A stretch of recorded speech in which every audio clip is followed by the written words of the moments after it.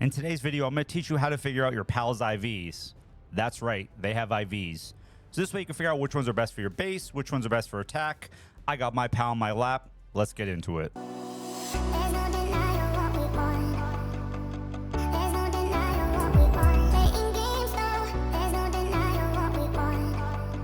All right, nerds and nerdettes, let's get into the video. So first thing, once you start catching your pals, you'll notice they're in your pal box here. On the left side, for anybody who's new to the game, this is your party. This is the pals you take out into the field with you, the ones you fly around with, the ones that help you in battle. Obviously, these pals here, which is one of the part of the tutorial, these are where you put your pals that are part of your base, the ones that are doing the work around your base. Now here you have a drop down. You can choose your alpha pals, all by elements, so whether it be normal, dark type, fire type, water type. You can choose the level or the pal dex. So I leave them in the order of the pal dex to make it easier to find. If you want them in your party, you can just drag them to the left. These are the ones you take into battle, the ones you can saddle up or ride. On the bottom, if you bring it down here, these are the ones in your base. These are the ones that will go do farming or whatever their attributes or abilities are. How to distinguish which one should be in your party and which one should be in your pal box, or which ones you need in your base. A couple factors come into play here. Let's understand the pals and what we're looking at. On the right side, you'll see their name, their level. You'll also see their gender on the top right. You'll see they're either male or female. And below that is their ability. That will show you if it's a normal type, dragon, fire, and you can go through here. There's water, ice, electric. If you go into your survivor guide, then you come down to your elements. You'll see here grass beats ground, ground beats electric, so on and so forth. Fire actually goes good against ice and grass. It's the only one that does two. Ice against dragon, dragon against dark, dark against normal. So the reason these attributes are good, so when you're going against a certain type of pal, you want to have something that's strong against the opposite element. So when you go into your pal, you'll see right below all the information we just talked about, you'll have their health bar and then their food hunger level. So in this case, my dragon has 13,887 health, and it has 600 food consumption. Below that's your sanity level.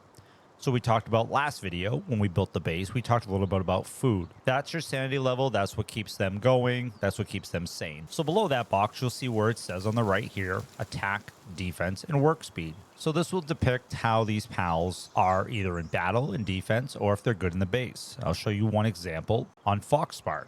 He's 70 work speed, except for this one has 35. So at the bottom, you see a passive skill called Musclehead.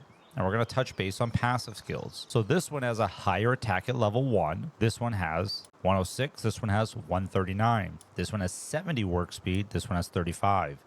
These are things to take into account when you're putting them in your base or if you're putting them into your party. So anytime you want more information about your pals or what they do or any kind of details, when you're in your pal box, you highlight over them and you can hit F. This one will bring out more details. So you can highlight over every little item. They'll tell you what Divine Dragon does, what Legendary does, what Pyromantic does. You can see their abilities here. You can swap these. So those fruits you grab off the fruit trees, if you click in here, anything that you assign to one of your pals, they'll learn the ability and you can put it into their tree. So we talked about IVs. IVs are individual values. So each pal you catch has its own individual value. So you can catch 10 Foxsparks, but they might all have different stats as far as their quality. So for example, I'm going to show you how to figure yours out. So I just recently caught both of these today. If you go over to your character and we do the view, or your pal in this case, and view your details, you'll see on the side here, you have your health bar, your attack and defense. There is a website you can go under called Palpedia. Depending on your HP, this will go 0 to 50%, 50% being the best.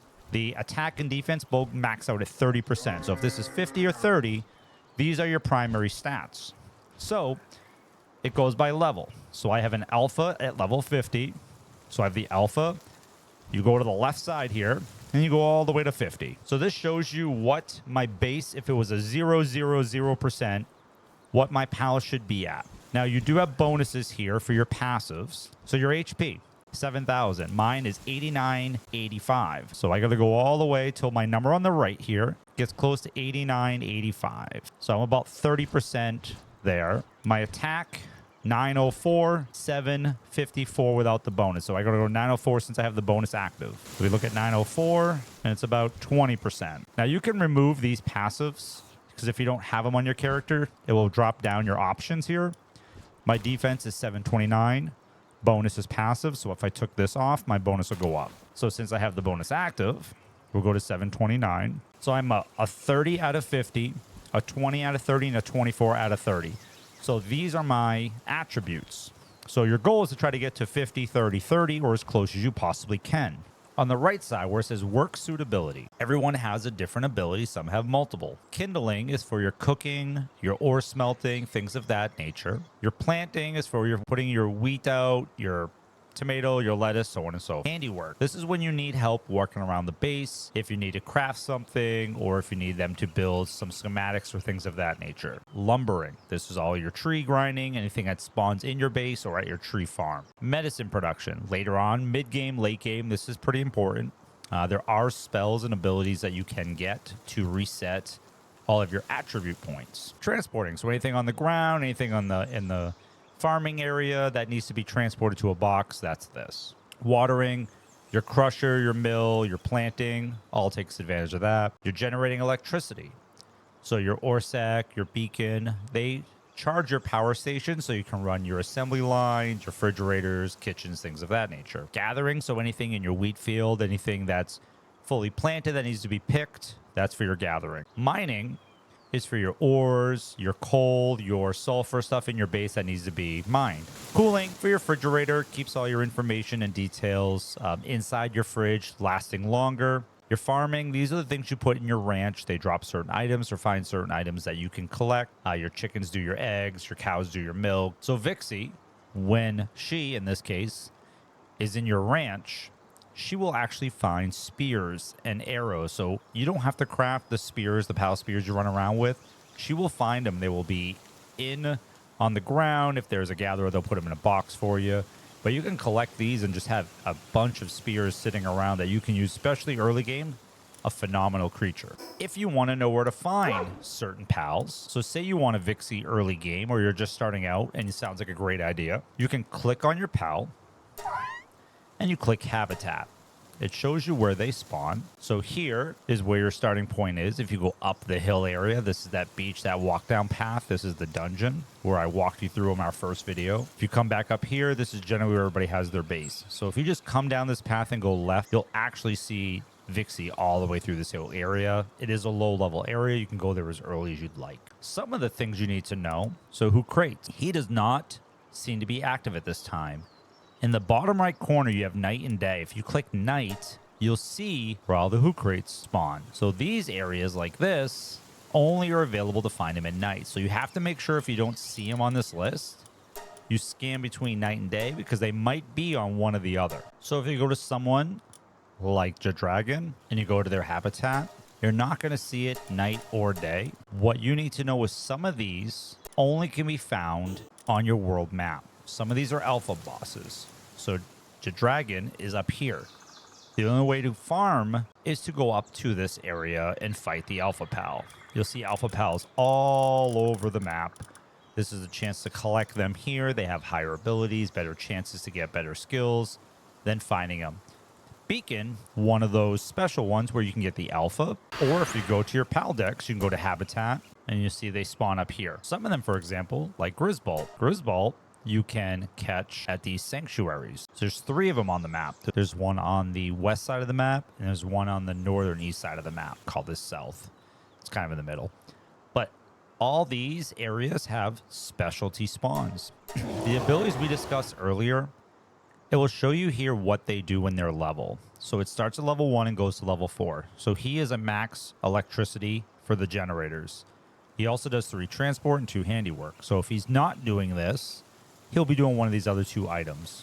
You can assign them to certain tasks by picking them up and then throwing them at that object if it's something they do. But if you're in your pal box and you want to see what Musclehead is, you can't scroll over. If you hit your bottom of the screen here, you'll see view details.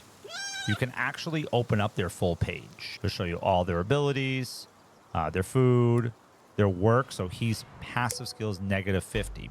But if you go down here, you'll see attack plus 30%, work speed minus 50%. So remember earlier when we showed you these Fox Sparks, you'll see this one here 70, this one 35. So he has muscle head. So if I go back in here, you'll see negative 50 work speed plus 30 attack. But the reason his work speed is higher and his attack is less because he doesn't have that trait. These are the things you have to look at when you're building these teams. So some bonus tips when you have pals that you want to power up. If you come over to your statue, this is where you add your souls to make them stronger. So for example, if I wanted to put one in attack, I click enhance. And if you see here before I hit it, so 481, okay. I hit enhance, I go again, 955. Now I maxed out my health and my attack on my dragon. This one goes everywhere with me. This is your attack, your defense. I don't increase work speed unless they are pals in my base. So if I want a certain pal, say I wanted Frostilian in my base and I want work speed up because I want them to work faster and harder, I can put points into here. These points will come out of here. These are your soul points. These are the points you get from fighting bosses. There's small soul, medium soul, large soul. You'll get these from defeating bosses, and you get them from finding them on the ground, chests, things like that. That's what these are for. If you have a pal that has an ability, so on the bottom of this screen where it says lock, I can't jump on his back. It's going to keep telling me lock. I can't mount him because I don't have a saddle. So we'll tell you here. Now, if I go towards my dragon, you see at the bottom where it says ride. So I can jump on his back and I can soar as fast and as far as I want. And that's how you can tell if you have this skill or not. Because if you come over to your pal bench, it will show you all the things you have unlocked. Every single pal. Like I have one of these, but if I go to click it, it's going to let me craft it. It says I have 2 in inventory. So make sure you look at what you have in inventory here. I have 0 in inventory. So if I want to ride Shadowbeak, I can create this saddle. If I want to ride Quivering, which I already have one, it'll show me the items I need to craft it. So keep an eye out here in your inventory. Sometimes people don't know which ones they have, but always look here so you don't craft extra ones. You unlock a brand new pal and you don't see the ability. That's where your tech tree comes in. So you can go down your list here. If you don't have it unlocked, for example, if I don't have Arsok saddle, I just need 1 tech point to get it. So that's it. That's the video. Hopefully this helped you out. Learn about your pals, which ones should be good at the base, which ones are good at attack, how to look at their stats and skills to figure out what their passives are, if they're even worth having in your base, if there'll be a negative impact. If the video helped you out, hopefully you enjoy some of the other ones. Catch you in the next one.